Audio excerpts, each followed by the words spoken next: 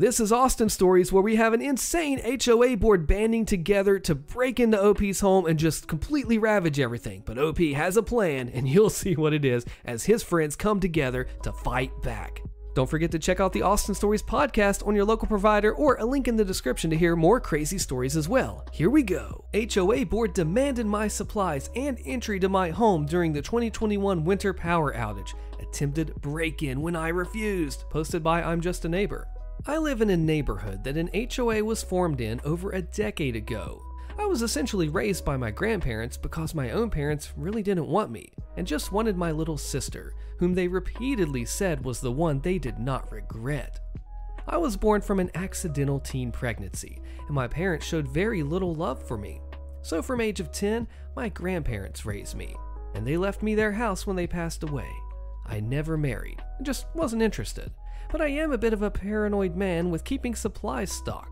When COVID hit, I already had a generous supply of soap, sanitizer, toilet paper, paper towels, disinfectant, bottled water, canned food, medical supplies, and even whiskey. And I still keep all of that well stocked. But it was from years of buying that stuff little by little. I also have a generator and a generous supply of filled propane tanks for heat and some insulated sleeping bags. I wish I had a wood stove too. But the house wasn't built with one. The HOA and I also did not get along. My grandparents turned down their invitation to join, and so did I when I inherited the house. Most of the time, the HOA left me alone. However, back then, the president would come to our door to say something whenever he had a bone to pick with us. It never got him far, and I did kind of find it amusing to see how my grandpa would send him packing. When the pandemic hit, word spread about my stash of supplies. I willingly shared it with some of my neighbors and friends, but certainly not with anyone on the HOA board, as they've been a thorn in my family's side for years. When the HOA was formed, they demanded for months that my grandparents join, and they had the balls to try numerous underhanded tactics, all of which I documented in various ways. They thought they could pick on an elderly couple and say they were members whether they liked it or not.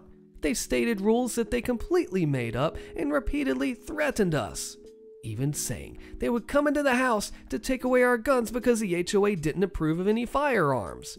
We checked their bylaws, and there was nothing about guns on it. In fact, they were trying to force the same thing on some of the other residents, all of whom fought back.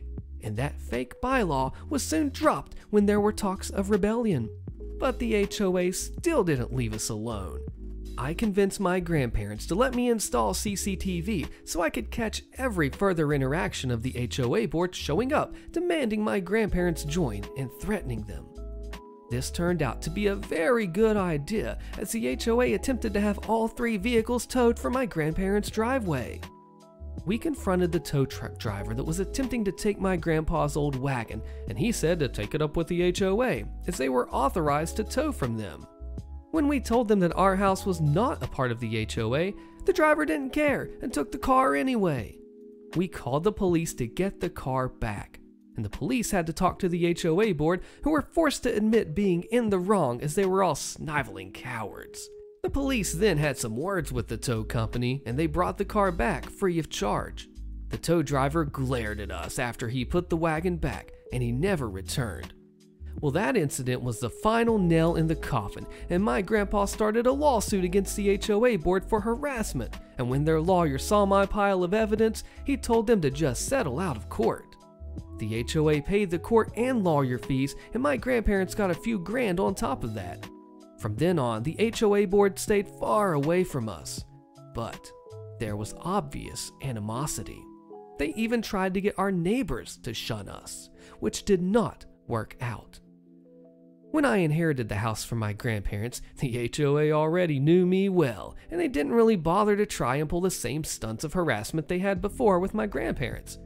But they did try once to empathetically suggest I join. But I told them to kick rocks, and I'll leave them alone if they leave me alone. If not, they were free to answer to my 12 gauge and police, as I'm not the type of person to hesitate in defending myself or calling the cops if the HOA starts making trouble with me. I would also have no problem suing for harassment like my grandparents did. It was clear to them that leaving me alone for the moment was the better choice. so that was supposed to be the last time I had any trouble with them, at least until the incident a couple of years later that I'm about to describe.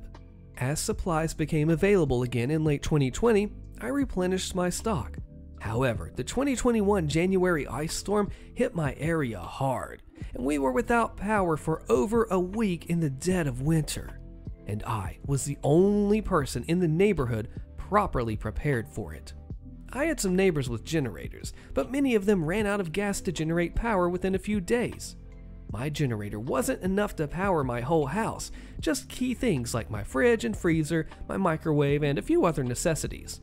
I kept my house warm with propane, and I had battery-powered lighting, plenty of books to read, portable DVD players, my laptop, and I had a large number of filled propane tanks in a variety of sizes at the ready to keep warm with. So I was A-okay.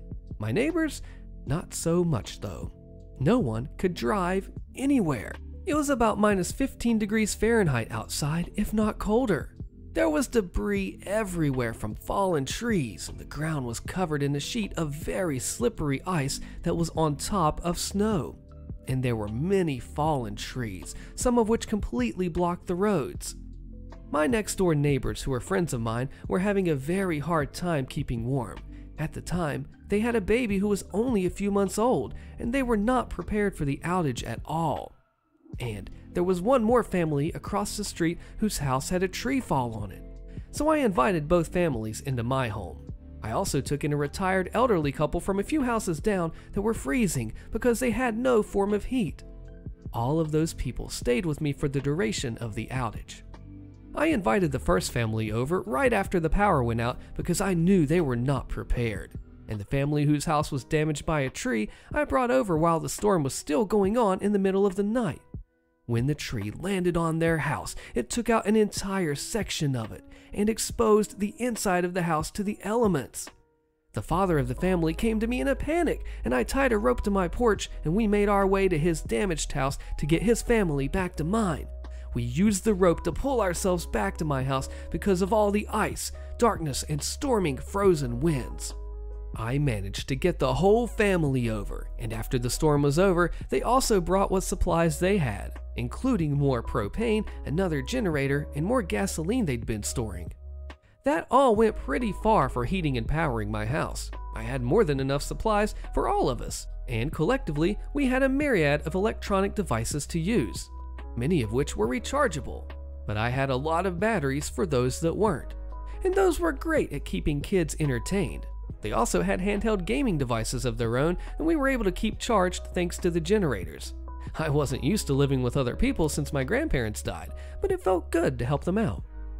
Then, there was an elderly couple down the street, all referred to as George and Gracie, that came to stay with me too. They were good friends of my grandparents, so I checked in on them and found out that they had no heat without electricity and were sitting in a running car just to use the heater in that. George had just barely managed to chip off enough ice to get the car door open so they could sit in it. I brought them in, and they sort of became like the temporary grandparents of the house and helped look after the kids.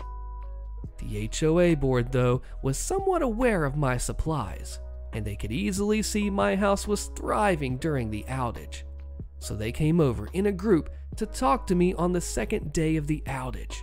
They had some idea of having everyone in the HOA board go stay in one building, and they wanted that building to be my house because I already had supplies and heat. I told them that I wasn't hosting their group in my home. I was already taking care of 2 families and an elderly couple not related to me, and that was enough. I got a lecture on being neighborly from them, but I just lectured them back that I had made my decision and to look for somewhere else to bundle up. And besides that, I clearly did not trust them for obvious reasons. And they were the last people in the neighborhood that I'd let into my home. Then I shut my door in their faces. If I had hosted all of those entitled people and their families, my house would have been beyond crowded and all of my supplies would have been taken from me. In situations like those, people will resort to taking and calling it sharing. I wasn't about to risk that. But I did still hand out water and sanitizer to neighbors that came by. The HOA board wasn't done with me, though. On the third day of the outage, they crowded at my house with their families, demanding to be allowed entry into my home. I told them I had no room and to leave me alone. The HOA board didn't take no for an answer though, and they tried to force their way in. But I am not a small man. I knocked their leader right down and off my porch and told them that if they tried that again, I'd make sure to notify police later. I was then backed up by the other men I'd taken in, and they were armed.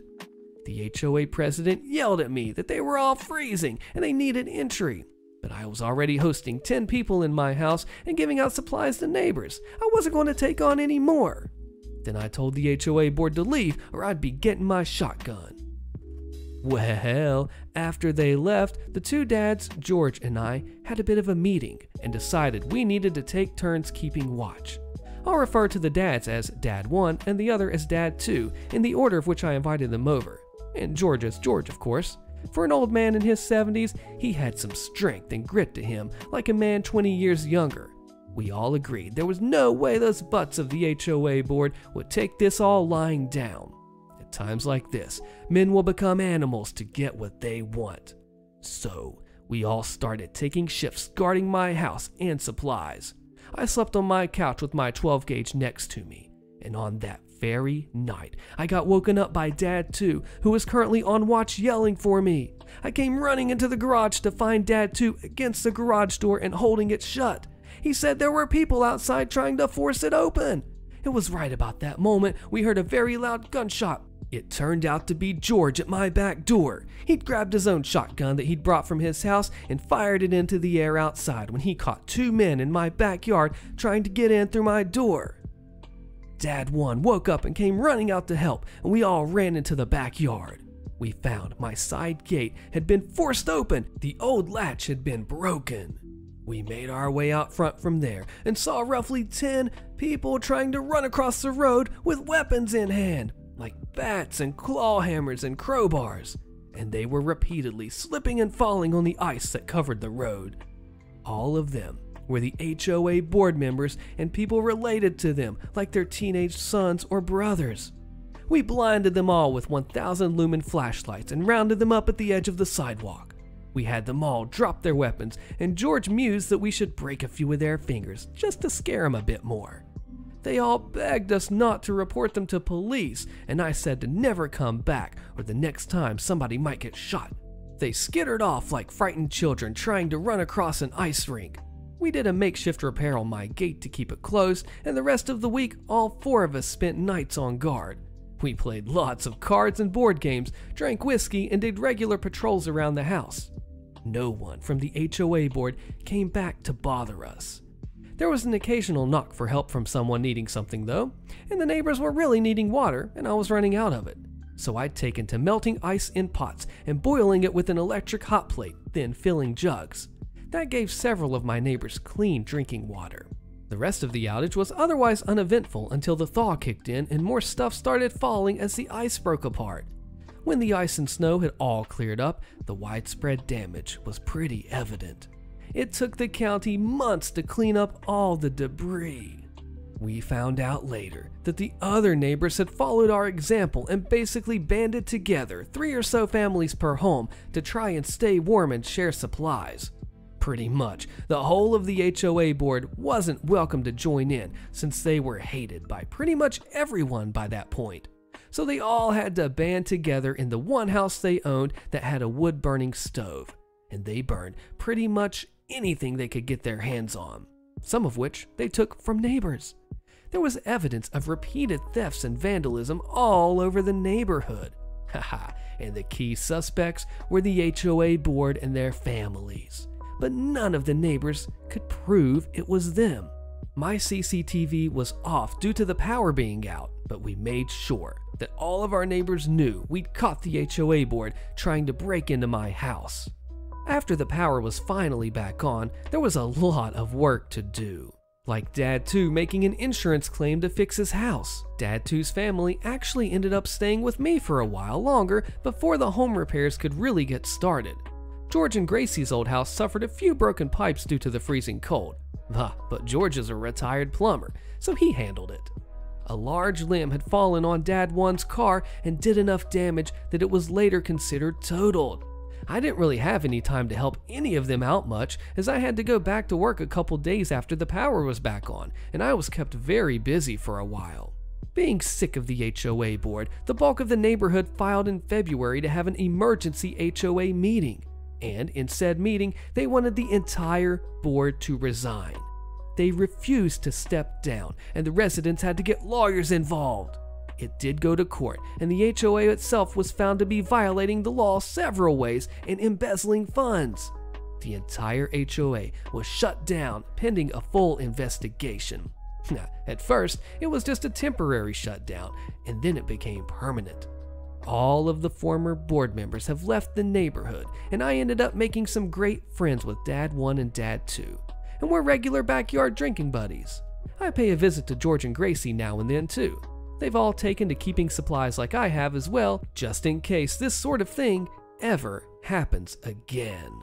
This went from just no HOA to pro-nuclear insanity because the HOA is supposed to have the homeowners help them, which does not happen obviously, and in this case, they wanted the supplies. OP said, hey, I'm stretched thin already. We're already helping people out. You guys don't like me. You don't even like my family anyway. We have years, decades of history. That's the important part there. And then they come in, take their whole crew, and break into this house like a gang war of HOA versus not. It's literally insane. The Dad 1, Dad 2, George, OP, all banding together. Oh, everybody just going, getting all the kids, teenagers. This is literally an insane, like, outsiders type of battle here. But you know what? OP, you stood your ground. You knew the history with the grandparents and how the HOA screwed them over too, or at least tried to. Even leading up to the storm, they tried to mess you over as well. But you held strong, you held true, and you nailed it. Way to go, OP. HOA Karen breaks into my house and steals what? Do not miss this crazy HOA Karen story. Click it on your screen here, and I will see you in that next one.